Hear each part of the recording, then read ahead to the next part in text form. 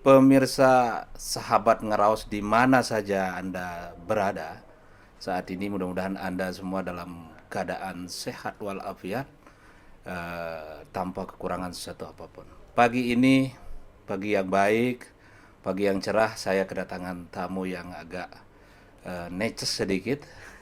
Tamu yang luar biasa, yang sudah sering malang melintang di dunia sosial kita, di sosial media kita, yang hari ini kami undang di podcast Ngeraos, dan kita akan membahas beberapa tema ya seputaran desa, ya seputaran hukum, yang kemudian nanti akan kita coba ulik-ulik ini seperti apa sih sebenarnya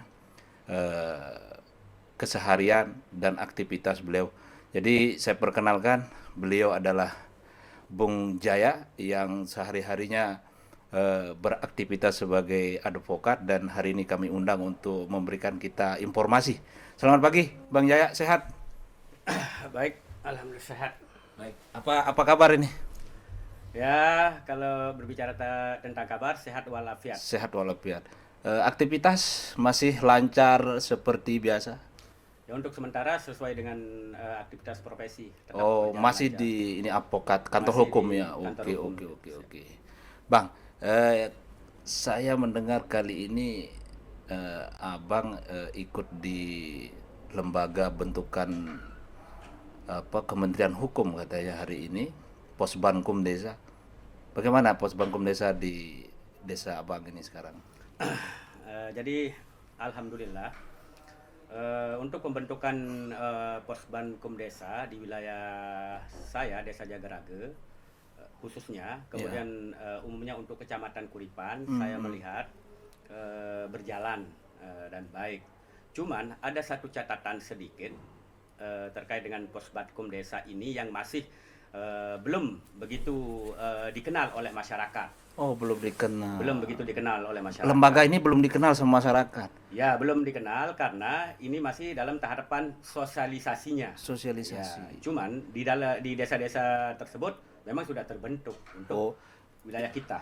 itu di Lombok Barat sudah semua desa berarti ada Posbankum kan? Ya, alhamdulillah untuk Lombok Barat yang terdiri dari 119 desa ya dan 3 kelurahan.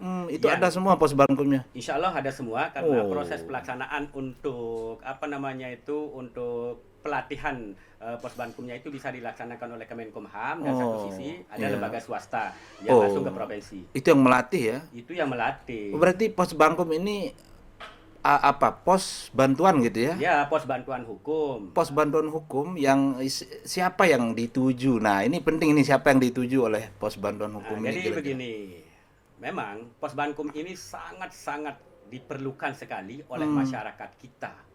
Yang baik segi pendidikannya standar Standar. maupun di bawah standar. Oh. Karena apa fungsi daripada Posbankum ini Iya, iya. dibentuk? Gimana tuh? Untuk memperlancar secara administrasi tentang konsep-konsep bagaimana sih hukum itu yang sebenarnya.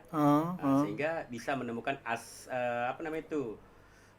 jalan untuk mencari Keadilan. keadilan. Oh, iya, iya, iya. Berarti ini masyarakat, kira-kira ini ya, masyarakat akan dilayani berarti di pos bantuan. Ini kan pos bantuan ini berarti Siap, nanti objek yang akan dibantu kan masyarakat itu ya. siap. Oh, berarti nanti Posbankum desa akan membantu masyarakat desa itu gitu ya. Baik. Oh, untuk mendapatkan keadilan. Keadilan.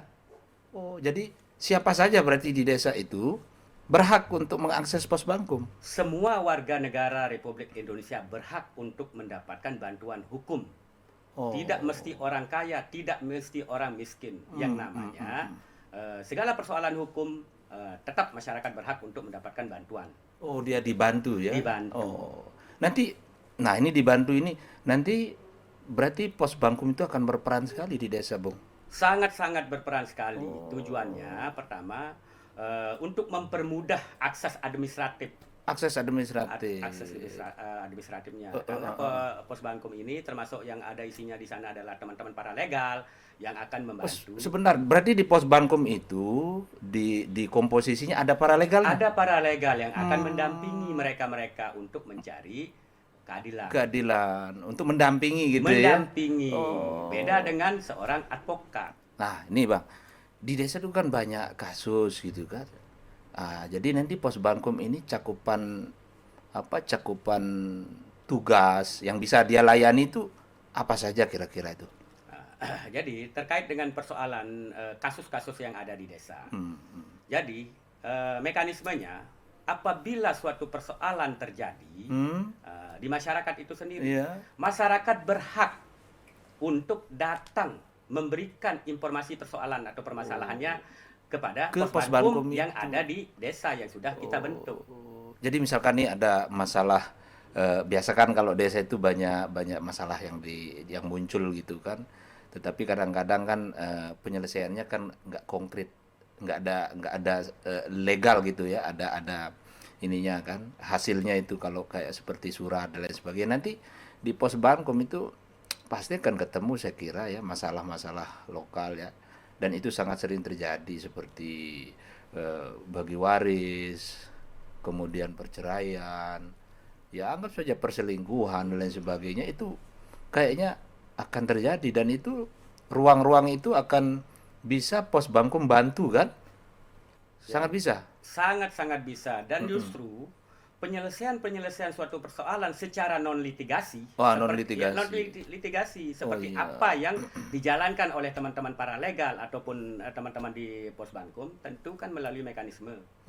Di saat para pihak datang menghadap ke Posbankum, tentu kan ada aturan untuk dilaksanakan proses mediasi.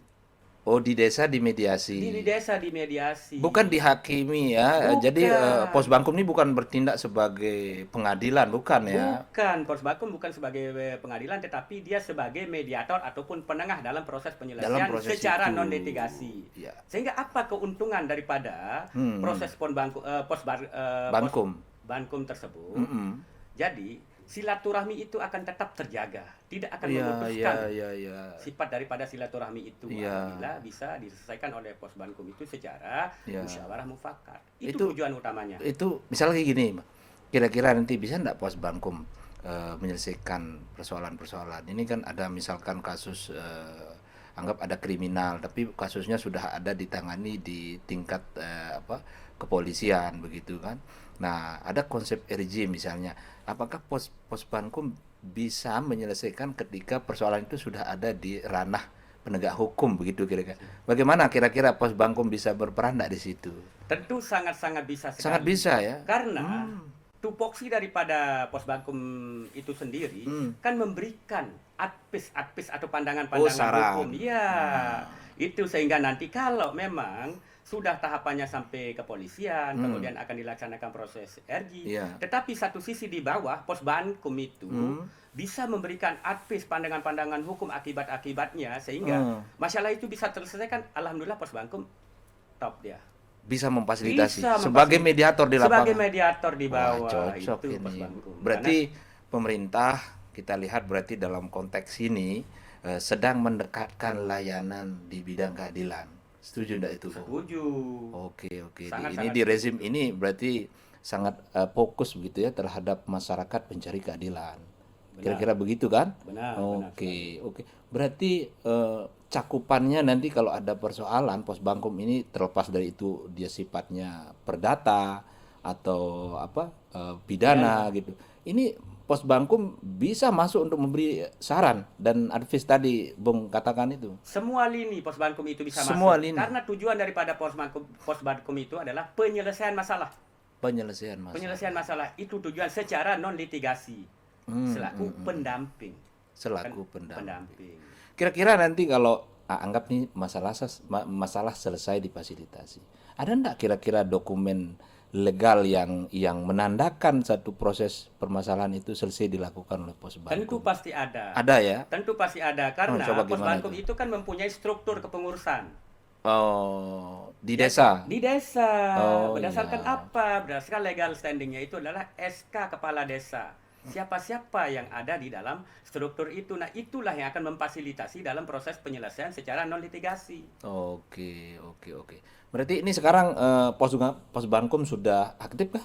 Sudah aktif. Sudah mulai ya? Iya, sudah mulai. Di Lombok Barat ya? Benar. Dan di semua desa itu sudah terbentuk berarti pos Bankum Di seluruh Indonesia. di seluruh Di Indonesia. seluruh Indonesia Oh, sangat cocok. dibutuhkan sekali pos Bankum ini. Penting berarti ya. Penting untuk Bagus, menghindari pembiayaan-pembiayaan. Ya, jadi tadi kan tidak terbatas, siapa saja masyarakat bisa didampingi ya kan. Siap. Nah, berarti ini kebijakan yang sangat dekat dengan masyarakat. Selain MBG ya kan? Iya, selain Kopdes, masyarakat juga dibuatkan pos bantuan hukum di desa oleh pemerintah gitu jadinya kan. Siap. Oke. Setelah mulai ini Bung operasi begitu ya, layanan di desa, apa persoalan yang sering muncul di dashboardnya pos Bankum ini? Jadi kan terkait dengan persoalan-persoalan hukum yang sering sekali muncul di saat kami di Desa Jagaraga ya, atau termasuk desa-desa yang lain, tentu paling pertama itu yang sering muncul adalah ya. terkait dengan keperdataan. Keperdataan. Baik itu Misal? tentang proses jual beli, waris, Nah, kemudian hibah gitu-gitu. hibah dan segala sesuatunya, karena kan kita bermasyarakat. Nah, jadi suatu persoalan itu muncul ketika para pihak itu ada pengakuannya merasa dirugikan dan yang lainnya. Itulah tujuannya teman-teman kita dari Pos Bankum itu mengadvis mereka untuk memberikan pandangan-pandangan hukum sesuai dengan kewenangannya. Kan begitu.